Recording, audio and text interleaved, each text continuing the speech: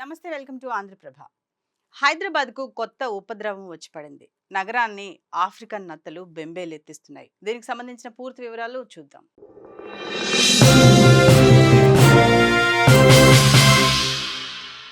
తెలంగాణ రాజధాని హైదరాబాద్ ఇప్పటికే ఎన్నో రకాల సమస్యలతో కొట్టుమిట్టాడుతుంది. ట్రాఫిక్, డ్రైనేజీ వంటి పలు సమస్యలు నగర ప్రజలను ఇబ్బందులు పెడుతున్నాయి.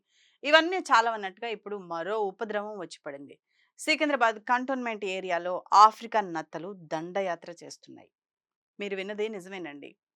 ఎక్కడి నుండి వచ్చాయో, ఎలా వచ్చాయో తెలియదు గాని ఒకేసారి గుంపులు గుంపులుగా పచ్చని చెట్లను తినేస్తున్నాయి. కేవలం చిగుళ్ళు, ఆకులు, కాండం, పూత, పిందే కాదు, పెద్ద పెద్ద వృక్షాల్లో సారాన్ని కూడా పీల్చి పిప్పి చేస్తున్నాయి. నేల కొరిగేలా చేస్తున్నాయి. దీంతో న్యూ బోయినపల్లి వాసులు తీవ్ర భయాందోళనకు గురవుతున్నారు.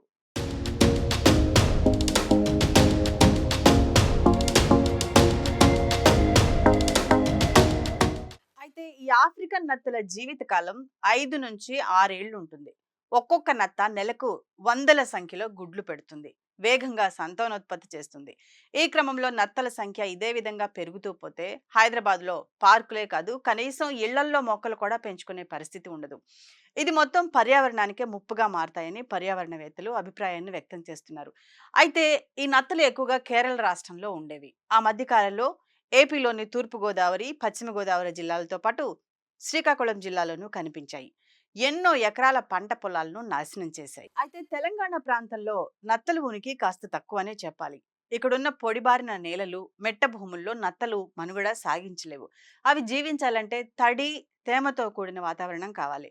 ప్రస్తుతం హైదరాబాద్లో కనిపించే నత్తలు ఆఫ్రికా నుంచి నర్సరీ మొక్కల ద్వారా వచ్చి ఉండవచ్చు. ఇటీవల వర్షాలు ఎక్కువగా పడిన నేపథ్యంలో వృద్ధి చెంది ఉంటాయని తెలుస్తుంది. అయితే వీటిని నివారించడానికి 4 లీటర్ల నీటిలో కిలో ఉప్పు కలిపి అందులో గోనె సంచిని ముంచి నత్తలున్న చోట వేయాలి. ఇలా చేస్తే ఉప్పు ఘాటుకు నత్తలు చనిపోతాయి.